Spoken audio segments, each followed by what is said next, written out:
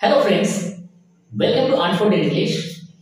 আজকে আমরা সেন্টেন্সে আরেকটা ক্লাস করব, সেটা হচ্ছে ডে 2। ঠিক আছে, আমরা গত ক্লাসে অর্থাৎ ডে 1 এ আমরা সেন্টেন্স কি এবং কাজ অনুযায়ী সেন্টেন্স যে 5 রকমের সেটা নিয়ে আলোচনা করেছি। যারা ক্লাসটা দেখোনি একবার দেখে নিন। তো আজকে আমরা করব, দেখো, গঠন অনুযায়ী অর্থাৎ স্ট্রাকচার অনুযায়ী সেন্টেন্স 3 প্রকার। ঠিক আছে, গঠন অনুযায়ী সেন্টেন্সের 3টি ভাগ রয়েছে: সিম্পল, কমপ্লেক্স, কম্পাউন্ড। অর্থাৎ বাংলায় বলা হয় সরল, জটিল এবং যৌগিক। তো simple sentence, complex sentence, compound sentence কি এবং আমরা চেনার চেষ্টা করব। ঠিক আছে, খুব সহজে একটা সেন্টেন্স সিম্পলে আছে না কমপ্লেক্সে আছে না কম্পাউন্ডে আছে আমরা বুঝবো কি করে, সেটাই হচ্ছে আমাদের আজকের মূল আলোচ্য বিষয়। দেখো, প্রত্যেকে বুঝতে পারবে। দেখো, দেখে যাও, আমরা প্রথমে চলে আসি কম্পাউন্ড সেন্টেন্স। প্রথমে চলে আসি কম্পাউন্ড সেন্টেন্স আমরা চিনব কিভাবে। দেখো, একটা সূত্র আছে, ফ্যান বয়েজ। এই ওয়ার্ডটা একটু মনে রাখবে, fan boys. Fan, F A N, fan, তার সঙ্গে বয়েজ।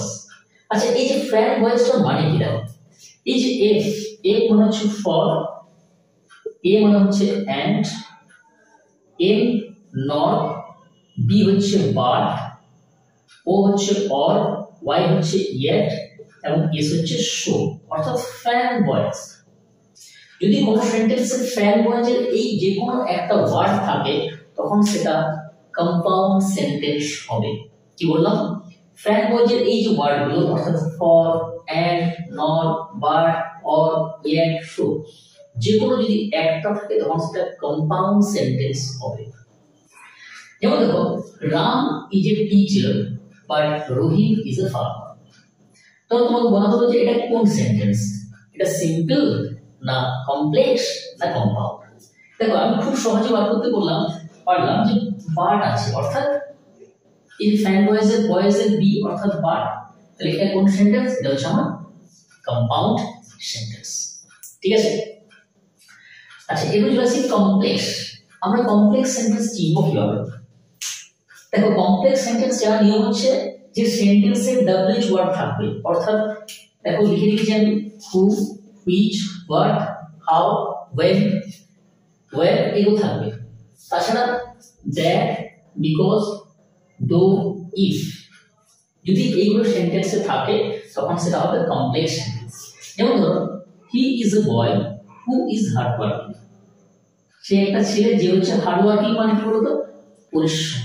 আচ্ছা, হু, হ্যাঁ, যে হয় পরিশ্রমী, হ্যাঁ, হার্ড ওয়ার্কিং। তাহলে কোন সেন্টেন্সে আছে? এটা কমপ্লেক্সে আছে। এরপর চলে আসে সিম্পল। তাহলে আমি সিম্পলি কিন্তু কিছুই লিখে রাখি, মানে এখানে ব্যাপার হচ্ছে আমার যদি ফ্যান বয়েজের কোনো ওয়ার্ড না থাকে বা ডব্লিউএইচ ওয়ার্ড না থাকে, দ্যাট না থাকে, বিকজ, দো, ইফ, সো, এগুলো যদি না থাকে তখন সেটা সিম্পল সেন্টেন্স। সিম্পল মানে কি? সহজ সরল। এটাও সহজ সরল। ঠিক আছে, I take tea every morning. ঠিক আছে, দেখো এটা কি সেন্টেন্স? এটা দেখো সিম্পল সেন্টেন্স, কারণ এখানে কোনো ডব্লিউএইচ ওয়ার্ড নেই, ফ্যান বয়েজের কোনো ওয়ার্ড নেই, তাহলে এটা হচ্ছে আমার সিম্পল সেন্টেন্স। দেখো, এটা হলো খুব সহজে আমরা কিভাবে সিম্পল, কমপ্লেক্স, কম্পাউন্ড চিনব। ঠিক আছে, এরপর গ্রামাটিক্যাল যে দিকগুলো আছে অর্থাৎ গ্রামাটিক্যাল কিভাবে চেনা যায় আমরা আসি সেটাতে। হ্যাঁ, দেখো, এবার এখানে গ্রামাটিক্যাল চিনতে গেলে একটু ক্লজটা জানতে হবে। ক্লজের ক্লাস কিন্তু দেওয়া আছে। ঠিক আছে, ক্লজের ক্লাস কিন্তু দেওয়া আছে, তোমরা একটু দেখে নিও, সার্চ করে, বা ডেসক্রিপশনে আমি লিংক দিয়ে দিচ্ছি, একটু দেখে নেব প্রত্যেকে। দেখো, আমরা পড়েছি যে ক্লজ আমাদের মেইনলি দুটো আছে, 3টি আছে। হ্যাঁ, প্রিন্সিপাল ক্লজ, সাবঅর্ডিনেট ক্লজ আর কোঅর্ডিনেট ক্লজ। ঠিক আছে, তো এরপর দেখো, আমি তোমাদের একটু গ্রামাটিক্যালি বোঝানোর চেষ্টা করব। দেখো, কম্পাউন্ড সেন্টেন্সে কি হয় বলতো? এই যে কম্পাউন্ড সেন্টেন্সে দুটো ক্লজ থাকবে। কম্পাউন্ড সেন্টেন্সে কি হবে? দুটো ক্লজ থাকবে, দুটোই কিন্তু মেইন ক্লজ। কি হবে? দুটোই মেইন ক্লজ। যেমন ধরো আমি বললাম ডু অর ডাই, কর অথবা মর। এটা কি সেন্টেন্স বলতো? এটা হচ্ছে আমার কম্পাউন্ড সেন্টেন্স। ঠিক আছে, এখানে দেখো এই যে ডু অর ডাই এটা যদি আমি ভাঙি ব্রেক করি সেন্টেন্সটা তাহলে কি হবে you do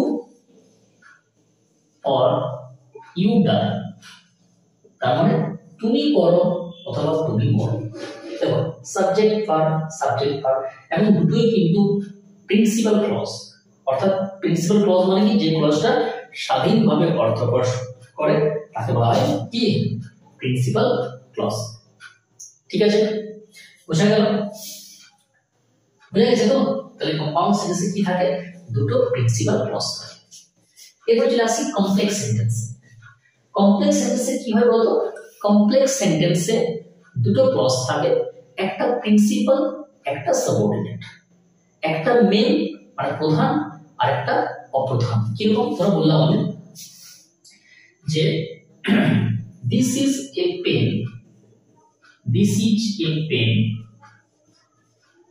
which is costly this is a pen which is costly এটা একটা কলম যেটা হচ্ছে দামি দেখো এখানে দুটো ক্লজ আছে this is a pen একটা ক্লজ which is costly একটা ক্লজ তাহলে this is a pen এটা হচ্ছে আমার কি ক্লজ মেইন ক্লজ অর্থাৎ আমি যদি এইটুকু অংশ নাই বলি না কোনো ক্ষতি নেই এটি একটি কলম ঠিক আছে বাট আমি যদি এইটুকু বলি which is costly যেটা হয় দামি দেখো এটা হচ্ছে অপ্রধান বাক্যাংশ তাই না তাহলে এটা হচ্ছে কমপ্লেক্স সেন্টেন্স এখন দেখো WH ওয়ার্ড আছে আমরা একটু পেলাম WH ওয়ার্ড মানে কি কমপ্লেক্স সেন্টেন্স আচ্ছা অর মানে কি কম্পাউন্ড ঠিক আছে আচ্ছা সিম্পল সেন্টেন্সে কি হয় দেখো সিম্পল সেন্টেন্সে কি হয় একটাই ক্লজ থাকে যেটা হচ্ছে মেইন ক্লজ মানে একটা সাবজেক্ট একটা ভার্ব সেটা হচ্ছে সিম্পল সেন্টেন্স কি দেখো দেখো আমি বললাম যে একদম simple he is a teacher এটা কি সেন্টেন্স এটা সিম্পল সেন্টেন্স দেখো একটা সাবজেক্ট একটা ভার্ব সিম্পল সেন্টেন্স ঠিক আছে দেখো আমি তোমাদের কিন্তু দুটোই দেখিয়ে দিলাম যে সিম্পল কমপ্লেক্স কম্পাউন্ড অর্থাৎ গঠন অনুযায়ী সেন্টেন্সে যে তিনটি ভাগ সেটা আমরা কিভাবে চিনবো খুব সহজে কিভাবে চিনবো দেখিয়ে দিলাম গ্রামাটিক্যাল কিভাবে চিনবো সেটাও দেখিয়ে দিলাম সেটার জন্য কিন্তু ক্লজটা জানা দরকার একটু ফ্রেজটা জানা দরকার ফ্রেজ এবং ক্লজের কিন্তু অলরেডি ক্লাস দেওয়া আছে ঠিক আছে তোমরা কিন্তু ক্লাসগুলো পর দেখো এর ডে 2 এরপর আমরা ডে 3 তে আসবো ওকে থ্যাংক ইউ